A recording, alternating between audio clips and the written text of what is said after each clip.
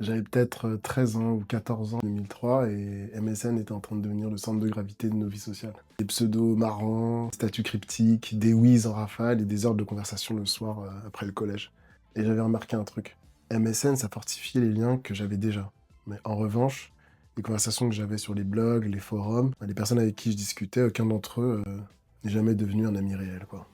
Zéro. En parallèle, dans le monde réel, ce que j'observais dans la cour de récréation, c'est que je voyais des élèves qui étaient entourés de personnes, et certains avec des cortèges entiers. Mais en regardant de plus près, ces gens-là, ils étaient pas là par affinité.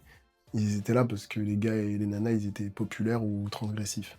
Ou encore parce que leurs parents avaient quelque chose à offrir. Et ça, en soi, c'est pas du lien, c'est de l'attraction utilitaire. À l'époque, j'avais pas les mots pour le dire, mais le concept, je l'avais déjà. Et c'est vraiment des années plus tard, en ouvrant Bourdieu, que j'ai juste mis du vocabulaire sur quelque chose que j'avais vécu dans ma chair. Alors maintenant, laisse-moi te poser la vraie question. Combien de tes relations en ligne actuelles seraient là et vraiment là pour toi si tu avais besoin d'eux demain? Tu scrolles, tu likes, tu commentes, mais est-ce que tu construis quelque chose en soi? Accumuler des contacts, ça n'a jamais créé du lien, que ce soit sur MSN, sur les blogs ou sur Instagram. Et j'ai l'impression que malgré qu'on a des nouveaux réseaux sociaux, rien n'a vraiment changé. Donc tu te trouves bien sur Time Mindset, je m'appelle Mourad Cheikh Darwesh, je suis sociologue de formation et ça fait maintenant 8 ans que je m'intéresse aux trois temporalités sociales qui me paraissent cruciales, notamment dans nos sociétés technologiques. Je veux parler des temporalités biographiques, productives et numériques. Mon but ici, c'est de t'aider à mieux driver ton temps, que ce soit dans l'idée comme dans la pratique. Et aujourd'hui, on va démonter une illusion moderne, celle de créer soi-disant du capital social numérique. Il y a une erreur de perception. On pense que plus on a d'abonnés, plus on a de pouvoir social, mais c'est faux. Parce que la majorité des relations en ligne sont faibles, superficielles et surtout non activables quand ça compte vraiment. Tu peux avoir 10 000 abonnés et personne ne sera là en cas de problème. Le problème, c'est qu'on confond souvent visibilité et relation, ou encore présence numérique et capital social réel. Sache qu'un réseau sans confiance, c'est juste une liste de noms. Et ça, c'est pas une question de philosophie, hein.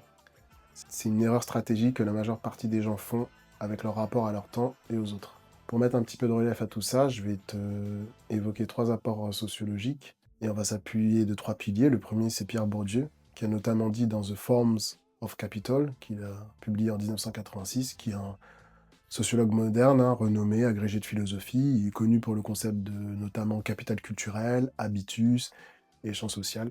Il explique que le capital social, c'est l'ensemble des ressources qu'on mobilise grâce à nos relations. Une traduction simple, c'est pas qui tu connais qui est important, c'est qui est prêt à t'aider.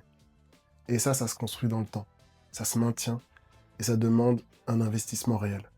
Le deuxième pilier sociologique que je vais évoquer, c'est un sociologue américain qui s'appelle James Coleman, qui est notamment connu pour ses travaux sur la sociologie de l'éducation et des inégalités sociales. Et il nous dit dans Social Capital in the Creation of Human Capital, en 1988, que le capital social, ça repose sur le principe de réciprocité.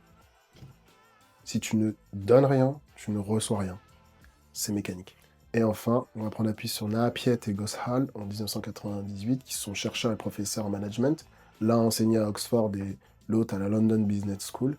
Il nous dit dans Social Capital, Intellectual Capital and Organizational Advantage que le capital social peut se décomposer en trois dimensions. Le structurel, ça renvoie à ton réseau, le nombre de personnes. Le relationnel, qui renvoie à la confiance. Et le cognitif, qui sont les intérêts communs que tu mets en place. Et devine quoi? Sur les réseaux sociaux, on développe massivement la structure, mais très peu la confiance et le sens partagé. Et en soi, c'est ce que j'observais en fait déjà au collège, sans le formaliser. Un réseau large autour de certains élèves, une confiance qui était quasi inexistante en fait. Parce que les liens, ils reposaient sur la popularité ou l'utilité, pas sur le sens partagé. Pour mettre un petit peu de perspective, on va prendre appui sur l'étude de Roberto Alejandro Lopez Novello, qui a fait une recherche doctorale qui est parue dans la revue Communication, Technologie et Développement en 2014 et qui s'intitule La construction del capital social en las redes sociales en Internet, discutamos México en Facebook, et il se concentre sur l'analyse tout simplement d'une communauté en ligne qui échange autour d'un programme TV mexicain. Il utilise notamment la méthode de l'ethnographie virtuelle. En gros, il observe directement les interactions en ligne. Les résultats qu'il a pu tirer, c'est que oui, les réseaux permettent de créer du lien, mais seulement sous certaines conditions.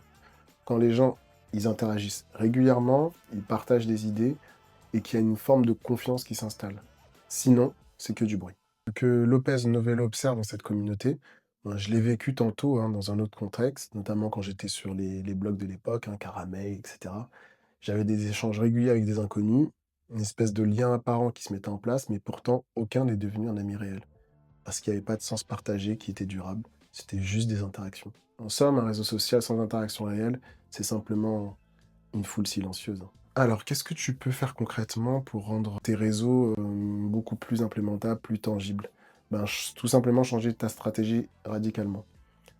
Ce que tu peux faire en premier temps, c'est moins de quantité, plus de qualité. Parle vraiment à quelques personnes, pas à tout le monde de manière superficielle. Dans un deuxième temps, tu peux créer de la réciprocité. Aide avant de demander, donne avant de recevoir. Dans un troisième temps, partage du sens, pas juste du contenu. Pose des questions, engage des discussions réelles. Et dans un quatrième temps, investis du temps consciemment. Traite ton réseau comme ce qu'il est, un investissement temporel. Les liens qui tiennent, c'est ceux qu'on construit, pas ceux qu'on accumule. Le temps que tu passes en ligne ne crée de la valeur que si tu crées du lien. Rappelle-toi ça.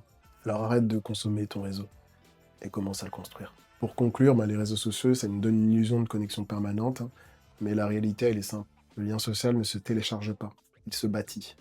Et ça prend du temps réel investi consciencieusement dans des relations qui ont de la profondeur pour les faire tenir sur la durée. C'est une structure temporelle qui se construit dans le temps réel, avec des personnes réelles autour d'un sens partagé. C'est ça un réseau. Et comme je le disais, soit tu le construis consciencieusement, soit il se construit sans toi. Et n'oublie pas, le temps ne se gère pas, il se structure. Donc avant de te laisser, et oui c'est déjà la fin, pose-toi simplement une question. Est-ce qu'en ce moment, tu utilises tes réseaux pour scroller ou pour créer des relations qui comptent? On se retrouve jeudi pour la prochaine capsule, la numéro 22. Et on cherchera à savoir pourquoi certaines personnes restent exclues du numérique en 2026. Si c'est pas déjà fait, abonne-toi, like. Je serais content de savoir quel est ton retour sur ce sujet. Je vais pas te prendre plus de ton temps. Fais bien attention à toi. C'était Mourad. Peace.